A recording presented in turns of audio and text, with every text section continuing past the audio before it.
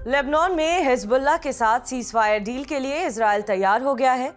Israeli प्रधानमंत्री ने देर रात युद्ध विराम समझौते का ऐलान किया है, जबकि उनकी खुद की वॉर कैबिनेट के मंत्री बेन ग्वीर समेत नॉर्थ इजराइल के ज्यादातर नागरिक इस युद्ध विराम के पक्ष में नहीं थे। वहीं दूसरी ओर इजराइल की जनता लगातार गाजा में युद्ध विराम समझौते की मांग कर रही है, जिससे हमास के कब्जे में बंधक बनाए गए उनके अपनों की रिहाई मुमकिन हो सके। लेकिन नेतन्याहू ने हमास चीफ इस्माइल हानिया और याह्या सिनवार की मौत के बावजूद सीज़फायर समझौते से इनकार कर दिया। ऐसे में सवाल उठता है कि ऐसी क्या वजह है कि जो इजराइल अपने युद्ध लक्ष्यों के पूरा होने तक जंग जारी रखने का दावा करता है, उसे हिजबुल्लाह के सामने सीज़फायर डील के लिए मजबूर होना पड़ा। पहली वजह, ईरान के हमले का खतरा। इजराइल और हिजबुल्लाह के बीच सीज़फायर डील में एक अहम वजह ईरान है। जैसा कि नेतन्याहू ने अपने बयान में भी बताया है कि युद्ध विराम के फैसले की एक बड़ी वजह ईरान का खतरा है। दरअसल ईरान जो कभी इजराइल के साथ सीधी जंग से कतराता था और अपने प्रॉक्सी गुटों के जरिए ही इजराइल के लिए मुश्किलें पैदा करता था, अब वो सीधे तौर पर जंग के लिए आमादा है। इस साल अप्रैल से लेकर अक्टूबर तक दोनों देश एक दूसरे पर कई बार अटैक कर चुके हैं, लेकिन ईरान एक बार फिर इजराइल पर हमले की तैयारी कर रहा है और उसने साफ धमकी दी है कि ये हमला पहले के हमलों से अधिक घातक होगा। ऐसी आशंका है कि अगर ईरान इस बार इजराइल पर हमला करता है तो दोनों देशों के बीच फुल फ्लेज्ड वॉर शुरू हो सकती है। लिहाजा इजराइल को अपने सैनिकों को आराम देने और तैयारी के लिए समय देने की जरूरत है।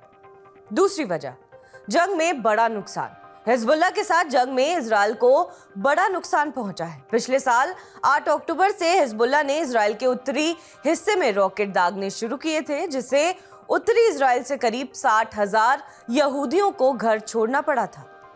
इजराइल ने नॉर्थ इजराइल से विस्थापित हुए यहूदियों को दोबारा बसाने के लिए युद्ध लक्ष्य के साथ लेबनान में आक्रमण किया, लेकिन उसका ये दाव उल्टा पड़ गया। एपी की रिपोर्ट के हिसाब से लेबनान में किए गए ग्राउंड ऑपरेशन में महज 2 महीनों में ही कम से कम 50 इजरायली सैनिकों की मौत हो चुकी है। वहीं नॉर्थ इजराइल में हिजबुल्लाह के हमलों में 70 लोग मारे जा चुके हैं। हाल के दिनों में हिजबुल्लाह ने इजराइल पर हमले और तेज कर दिए। वो रोजाना करीब 200 से 300 रॉकेट दाग रहा था। यही नहीं, हिजबुल्लाह के रॉकेट और मिसाइलें अब नॉर्थ इजराइल तक सीमित नहीं थे, बल्कि खतरा तेल अवीव तक पहुंच गया था। हिजबुल्लाह ने अपने हमलों में लगातार इजराइल के मिसाइल डिफेंस सिस्टम को निशाना बनाकर पहले ही काफी कमजोर कर दिया है। ऐसे में इजराइल के लिए लंबे समय तक उसके हमले झेलना मुश्किल हो रहा था। वहीं हिजबुल्लाह के साथ जंग में इजराइल को करीब $273 मिलियन की संपत्ति का नुकसान हुआ है। साथ ही 55,000 एकड़ का क्षेत्र हिजबुल्लाह के हमलों में जलकर राख हो गया। ऐसे में माना जा रहा है कि अगर युद्ध विराम ना होता तो आने वाले दिनों में इजराइल को आर्थिक और मानवीय नजरिए से बड़ा नुकसान उठाना पड़ता। तीसरी वजह, लंबे संघर्ष से सैनिकों पर बुरा असर। इजराइल एक साथ कई फ्रंट पर युद्ध लड़ रहा है। एक तरफ गाजा में करीब 1 साल से ग्राउंड ऑपरेशन जारी है, तो वहीं दूसरी ओर आईडीएफ ने इसी साल 30 सितंबर से लेबनान में भी जमीनी हमले शुरू कर दिए थे। सीरिया और ईरान पर एयर स्ट्राइक की जा चुकी है और ईरान के साथ संघर्ष का खतरा अभी टला नहीं है। ऐसे में सैनिकों पर काफी बुरा प्रभाव पड़ रहा है। लिहाजा एक फ्रंट पर युद्ध रोककर नेतन्याहू अपने सैनिकों को ब्रेक टाइम देना चाहते हैं, जिससे वो दोबारा जंग के लिए ज्यादा मजबूती से तैयार हो सके। वॉशिंगटन पोस्ट की रिपोर्ट में दावा किया गया है कि इजरायली सैनिक कभी न खत्म होने वाले संघर्ष से थक चुके हैं और वो अब सेना में काम नहीं करना चाहते। मीडिया रिपोर्ट्स के मुताबिक इजरायली सैनिक और अधिकारी युद्ध की मानसिक थकान की भी शिकायत कर रहे हैं। कई सैनिक तो पोस्ट ट्रॉमेटिक स्ट्रेस डिसऑर्डर यानी PTSD से भी जूझ रहे हैं।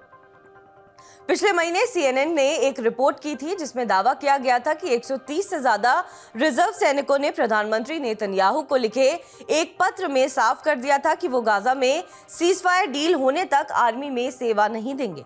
जानकारी के मुताबिक इजराइल को सभी मोर्चों पर जंग जारी रखने के लिए अधिक सैनिकों की आवश्यकता है, जो कि फिलहाल पूरी नहीं हो पा रही है। बहरहाल इस खबर पर आपका क्या कुछ कहना है, हमें कमेंट करके जरूर बताएं। बाकी देश और विदेश की तमाम बड़ी खबरों के लिए आप देखते रहें TV9 डिजिटल।